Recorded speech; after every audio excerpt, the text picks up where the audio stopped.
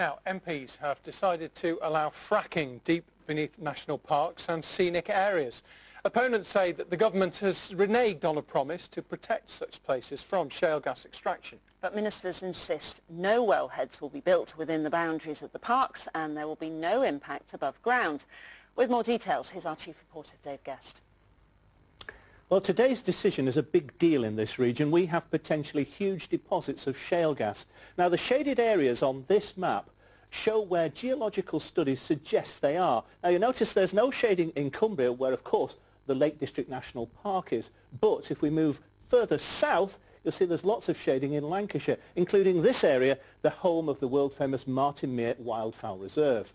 Further down still, parts of the Peak National Park are also included. Now, the government had promised national parks and scenic areas would be off limits to the fracking industry. Today's decision, however, means the earth deep below those areas could be explored. It's a worry for some in Derbyshire. I mean, it's pantomime season and the government's doing a very good job of being the pantomime villain here. Not only are they annoying people like me who think fracking shouldn't go ahead under any circumstances, they're also not making people happy who think fracking, if it does happen, shouldn't happen in national parks, or the people who perhaps don't have an opinion either way but think these decisions should be made locally and not imposed by Westminster. That's one campaigner's view, but what about members of the general public?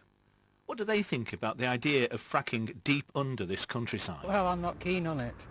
Even if it doesn't come to the surface, we're still going to have to put up with tons of toxic effluent being driven through the town here. Well, I wouldn't feel too bad about it. I know it's a good way of getting cheap gas, but let's face it, what are they doing with the hell? It wouldn't worry me, no. Well, the government says no wellheads would be allowed within the national parks or beauty spots, but wells could be sunk close by and then use horizontal drills to burrow deep beneath them. It would be at a minimum depth of 1,200 metres under the national parks.